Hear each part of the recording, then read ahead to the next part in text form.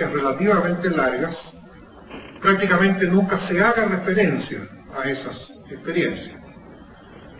Me refiero, por ejemplo, a la experiencia del NAFTA entre Estados Unidos, Canadá y México.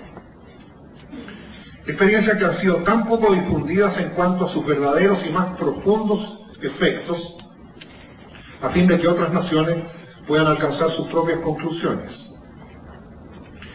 Ello es, por cierto, parte de un propósito específico de desinformación de aquellos que describí antes, que son los dueños del micrófono.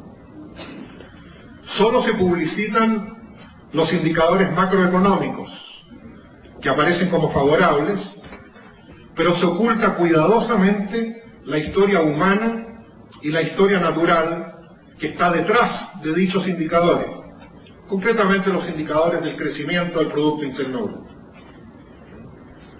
Se incrementó el crecimiento, ya, no necesito más, estamos fantásticamente bien. Bueno, veamos cuál ha sido la historia humana y la historia natural detrás de estos indicadores. El NAFTA fue un golpe brutal para la pequeña agricultura autosuficiente del maíz, principalmente en manos de campesinos indígenas, tal como ya fue comunicado al mundo por los rebeldes zapatistas en 1994. Las tierras campesinas se hicieron vulnerables y la competencia subsidiada desde Estados Unidos abrió esas tierras a ser adquiridas por intereses corporativos.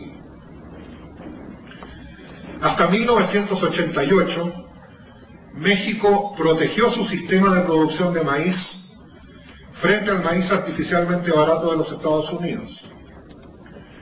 Hay que tener presente que el maíz es un alimento básico producido por 2,5 millones de campesinos, principalmente de origen indígena.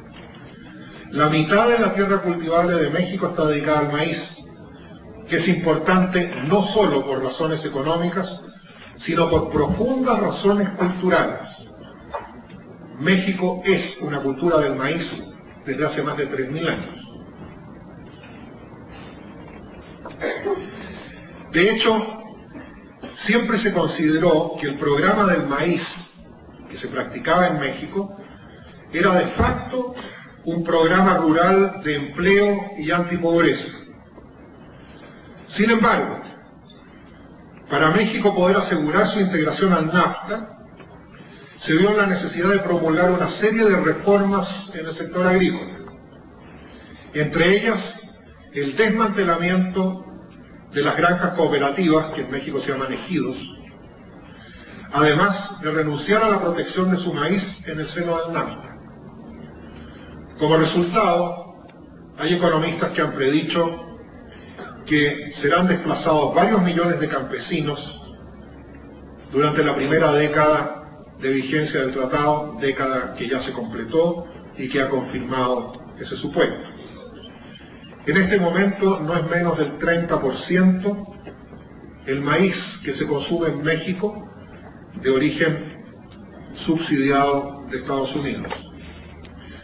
Ahora, este es un patrón que se repite internacionalmente, creando problemas de sobrepoblación en las megaciudades del tercer mundo, a las que llegan los emigrantes rurales buscando trabajo que no existe. Ustedes también son una experiencia clara en esta materia. El supuesto de que mejorarían los salarios más bajos como producto del libre comercio tampoco se ha concretado. El que como resultado de la libre importación de maíz de Estados Unidos se produzca la ruina de los campesinos mexicanos con el consecuente desplazamiento de los mismos, incrementando así los niveles de desempleo, obviamente incide de manera negativa en el nivel medio de salarios. Mientras usted tiene un ejército desocupado, por supuesto que eso disminuye el nivel medio de los salarios.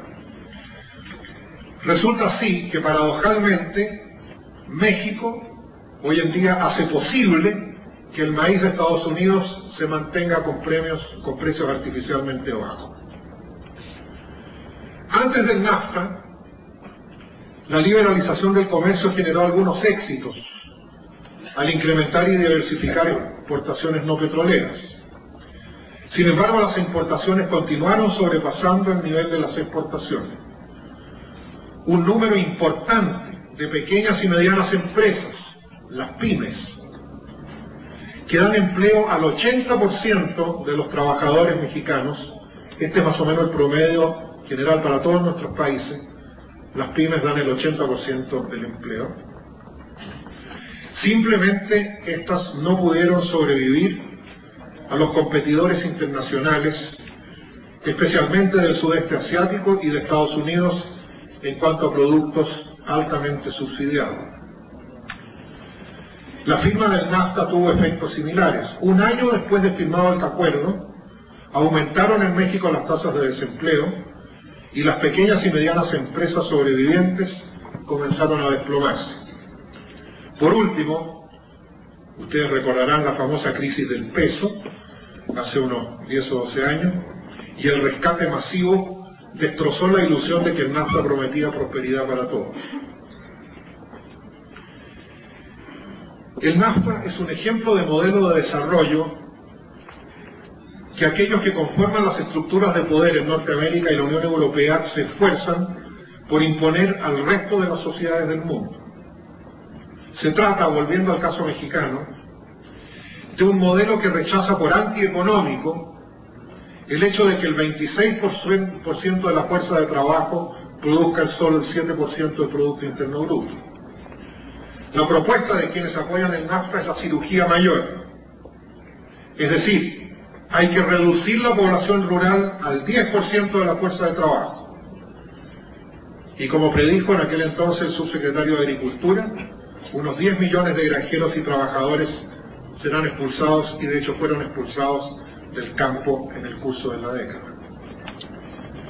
El NAFTA ha eliminado el derecho de México a la autosuficiencia alimenticia, imponiendo una doctrina de acuerdo a la cual el sistema agrícola mexicano debe hacerse complementario al de los Estados Unidos. Resulta evidente que el motor de este tipo de crecimiento económico ha demostrado ser mucho más eficiente en generar refugiados del desarrollo que en cumplir la promesa de acabar con la miseria en los países de más bajos ingresos. Pero esto es solo un botón. Detrás de esto hay algo mucho más macizo y más aterrador. Iniciativas como el NAFTA son parte de un proceso mayor y de un poder incalculable surgido de las negociaciones de la llamada Ronda de Uruguay, que después de 9 años dio origen a la Organización Mundial de Comercio. La aprobación de los acuerdos allí alcanzados ha institucionalizado una situación global, económica y política que deja a todos los gobiernos prácticamente como rehenes a merced de un sistema financiero y comercial global controlado por las más poderosas corporaciones transnacionales. Dígase lo que se diga, tal sistema no está diseñado para promover la salud y el bienestar de los seres humanos, sino para exaltar el poder de las grandes corporaciones e instituciones financieras.